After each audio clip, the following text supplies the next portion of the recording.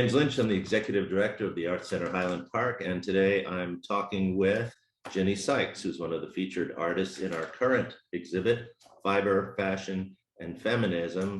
And I'd like to start off, Ginny, with just you telling us about you. Hi, I'm a visual artist. I live in Chicago. I've been a practicing artist for my whole adult life, and everything has led me to the current project in terms of my interests and research and ideas around integrating feminism in the arts and forwarding women as both subject and as identity, and questioning issues of power and dynamics of patriarchy and how it impacted me personally as a visual artist, but also through history and the ways women are represented, presented, critiqued, and objectified. So my project that we'll be talking about is a response to that, and hopefully a bit of an antidote to that.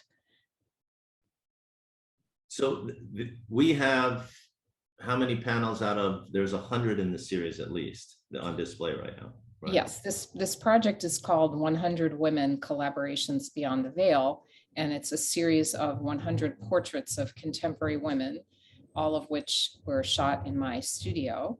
And the Art Center at Highland Park has 14 on view. There are 11 in the main gallery. Maybe it's 5 in the entry space. Can't recall if you've shifted that a little bit. It is 5 in the main, yeah. It's 5, and so we have 16. We have Right. 16 of the 100, and these panels are larger than life size. They're 8.5 feet tall, and so each woman has quite a statuesque presence in these banners. Statuesque is a great word. I stayed late one night because we had a timing issue. So I stayed late to light all of these. And it was so simple because all I had to do was shine one light just about on the face of each person. And it monumental, more than statuesque. It just was perfect. And it really picks up the look on their face. And I'm curious, who are these women and how did you choose them? I Not all 100, of course, but you know. Right. So I started with my inner circle, and I'll back up just a little bit to talk about the concept. So at the time that I started taking these photographs, I had been working with an artist from Naples, Italy, who was part of a feminist collective called Le Nemesiache, which means the nemesis. And their group, which was a performance feminist group, had been in existence for 50 years. And I was fortunate to meet one of the founding artists. And we found that we had so much in common, and also very parallel histories with the development of feminism in the United States and that of Italy. We had begun working together in collaboration for a couple of years, and we're working on a new project for which this idea was not quite conceived, but for how this idea grew out of that initial project that we were doing, which was to have a chorus of women in the set of our performance. And this project changed because during our working together, my partner, Teresa Mangiacapra, died, and the project was handed over to me in a certain sense by the last remaining members of the group. And I took it forward in the way that worked for me. And I went back to Chicago and I began photographing women with this idea of a chorus still in mind, but also to create a performance that would honor Teresa and be an homage to both her and to the ideas that she had been working on about liberation and feminism and equality and so forth. So I started with my inner circle of friends and artists and began photographing them, and slowly branched out from there, began to ask contacts, who else would be good for this project? Who did you know? And also keeping in mind that I wanted it to be a diverse representation of women across ages, across ethnicities, different kinds of backgrounds. So there are women in plumbing, in mechanics, in the arts, in theater, teachers, retired women, very young girls. My youngest participant was 11 at the time, and the oldest was in her early 90s. So it was quite a spectrum. And I structured the project around this idea of a single pose and a single costume for everyone. And the pose that you'll be able to see in the exhibition is one hand at the heart and one hand at the abdomen, which are seats of wisdom and knowledge that have been historically disavowed by patriarchy. And so my project is to foreground these places of power and wisdom as a balance to a kind of over-rationalization that we might find handed down through many millennia about how to think through problems and ideas and concepts, but to engage also in a corporeal reality of knowledge in the body. At the same time, I wanted to make sure that the women were not objectified in any kind of sexual way.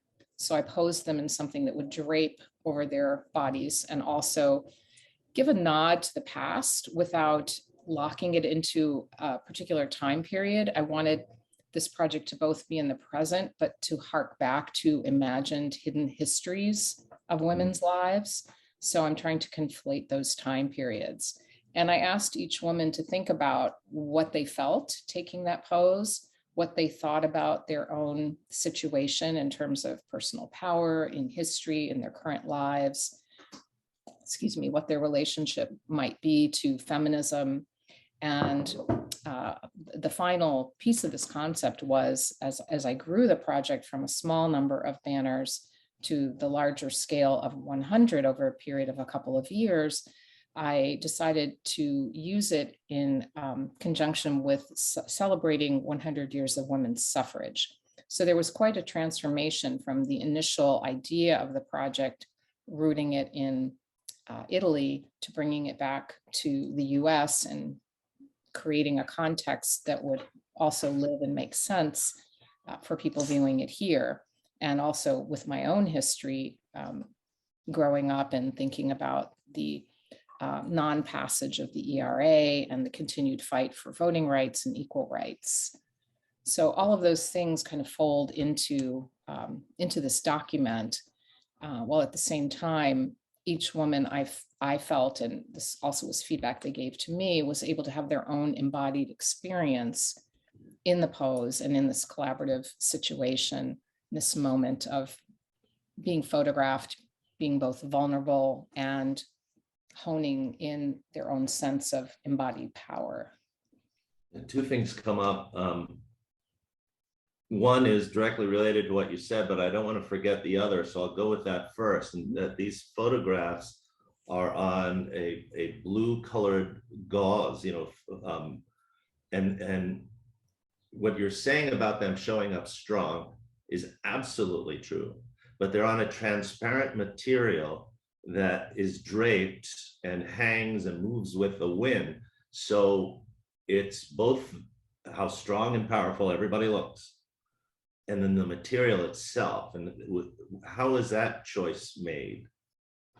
Well, I was thinking about the lack of representation of women in public space and how monuments that represent women at all tend to be through the idea of abstract myth. For example, a virtue such as chastity or charity, or motherhood, rather than specific women.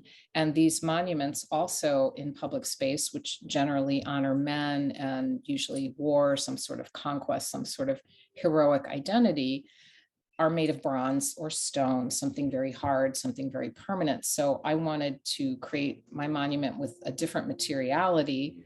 I wanted them also to have this translucence. So the idea being, if they're shown all together, you can actually see through them one to the other, where they form a chorus. So there isn't a hierarchy where one woman stands out and is the queen, the queen, but everyone has a kind of equality in that you can move through them and see them in different relationships with each other. So they each maintain their identity, which is highly individualized, but they form a collective, which is something that women's movements over the eons have known creates more power in terms of how we move forward. And I think it's a different orientation than generally we have in a patriarchal structure where there's a king or a ruler and everyone else is kind of in a descending pyramid of what their freedoms are, what their potential is. And I wanted to disrupt that through my choice of materials. Well, if you were to tell us that every one of these women portrayed were queens, we'd believe you. I mean, I think they're queens. okay, and we had I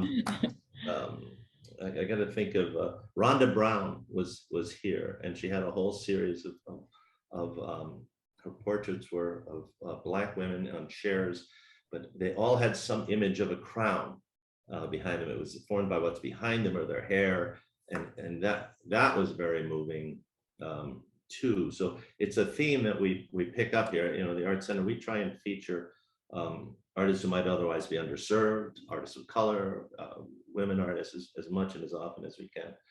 But I want to get back to that other point because you brought it up, and I was going to share it with you anyway because you know you come here and you help set up, and then you are here for our, you know, the benefit, and but I'm here day to day and I see people interacting with it, and the thing I hear most about this piece is what's on these women's minds. What are they thinking? Because each one, their face is telling something, and that's what people are talking about. I mean, is she angry, or is she determined, or is she just, you know, giving a power pose?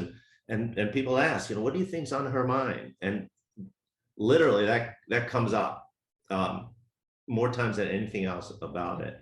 And I'm going to put some images onto our conversation so that other people can see it. But has there ever, and you already told me the answer, so this is cheating, but I want to ask this just for people listening, and also to invite people to think of this. Has there ever been a chance where all 100 have been displayed at the same time? Not yet. And I will not yet. I will give credit to that not happening to COVID, Right. because I was prepared to launch this project in early 2019. And as we all know, I'm sorry, early 2020. And as we all know, things shut down. So I had a first presentation of these works in Italy, in Prato, in I want to say this was 2018. 2018, you know, time has become so fluid and difficult to hold on to with COVID. But I had 2 exhibitions in Chicago at regional libraries on a smaller scale, but I'm still working toward an eventual venue where I can show all 100. And as soon as things allow that to happen, I'm confident that will happen. And I want to get back to your thought and your comment about what people's responses have been. I think there is a wide range of types of expressions. Some of them are vulnerable and more kind of inward looking. Some of them are really looking directly out at the camera, i.e. at the viewer, so the gaze can be met. Some have a kind of an outward expression. I really wanted to let women decide how they wanted to express themselves. But I think it's always subjective in that relationship between the viewer and the object subject, what their questions are and what they think the person is portraying. And there's also, we bring our own projections to what we see and what we think people are holding, what they're communicating to us. So I could think of it, and viewers can think of it as a kind of dialogue, as an opportunity to ask those questions rather than necessarily come up with one specific answer to resolve that. And also with the project, I have a catalog, and I have a number of different video projects. But in the catalog, women were invited to record their own responses to being in the project, and also something about their own biography, who they are. And I think that's illuminating as well. So that catalog is available on Amazon under the same title, 100 Women Collaborations Beyond the Veil. And I've also portrayed it virtually with all 100 in a short video that I made called Unprecedented No More. we hear that term all the time now, unprecedented. And I wanted to think about that as I don't want to think of women in positions of visibility in public space in a positive representation where they are showing their real lived selves as unprecedented anymore. So that's the title. And what I've done is create the banners flowing down on public spaces, many of which are in Washington, D.C., such as the Supreme Court and the Jefferson Memorial and the White House and Congress and things like that, to challenge the ideas that are still held in large part about what women are capable of, where they can be seen, Yeah. and where they need to be seen. Well, again, it's a very timely exhibit, considering everything that's going on. And you said you did it years ago. So we can't go there. We don't have that kind of time. I'll put a link to all of this, on the video for anybody that's watching. But I had a thought that we've got an opening, an artist reception on the 20th, which is in 4 days, it being Monday when we recorded this, but Friday the 20th at 5:30, it's an open reception for anybody in the community. Little wine, we don't do cheese because of COVID anymore, the wine and cheese. But could you invite anybody who is local that was one of these women that was photographed to the event? Is that possible? I have stayed in contact with everyone in the project and written them with every time they've been exhibited, inviting that'd be great. Come, and so people know about it. They've gotten my newsletters, and they will get another reminder about this. And I know a number have said that they want to come, and hopefully will be able to come. I think some have come between the gala and the actual official reception. And the exhibit extends another couple of weeks and a half, I believe, from the through June 11th, we'll be open. Yeah. So if they're here on Friday night, please make an introduction. Let's absolutely make a big deal out of it, because that would be a nice sort of wraparound about it. I believe a couple of the women in the actual display at the Art Center are planning to attend. So. That'd be great. I'd love that. Great. We're going to run out of time because, as I said, we have to keep these at a certain length or people don't watch them. What more do you want to say about the exhibit, about yourself, or what? I know you've got notes. Check them. What do you need? Well, I guess thinking about this exhibit as one example of a space that is created to present a contemporary and contemplative take on the ongoing work of liberation that needs to happen, not just for women, but for everyone who doesn't have a voice or a seat at the table, the current table, whatever those tables are. And also to think about the idea of what myths we have consciously or unconsciously taken on about what women can be, and to look at the women who are represented here as another way of thinking about who women are, maybe to use this word disruption, to disrupt these kind of myths that that have been handed down by a predominantly patriarchal way of thinking, and to inspire us to think about futurities of trans feminist movements. So I hope people just enjoy these kind of living, breathing statues, if you will. The fabric allows them to kind of breathe and move, and just be engaged with a sense of pleasure about this. Well, the concept for this came from an idea that Karen Rudman, our curator, had, and it just sort of, it's fun to work with her, and I think we work together well because she'll have the initial idea, and then there'll be a little like light bulb and a light bulb and a light bulb, and then it comes together as the full piece. Sometimes it's harder, sometimes it's easier, but I'll say that from the very beginning, when she started to talk to you, you were one of the anchor anchor pieces. and your involvement here at the center, helping us set it up, just, being a partner to this exhibit has been great. And I really appreciate it. And I want to thank you for that. And to say Thank that we're you. open. Thank you back for the opportunity. It's a wonderful, wonderful space. And I really appreciate being able to share the work through the. And we should keep talking.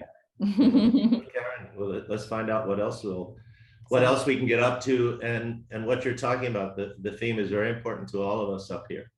And you're right, our work's not done, and it is the artist's job. We go by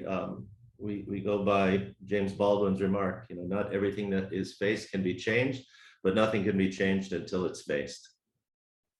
Perfect quote to end on.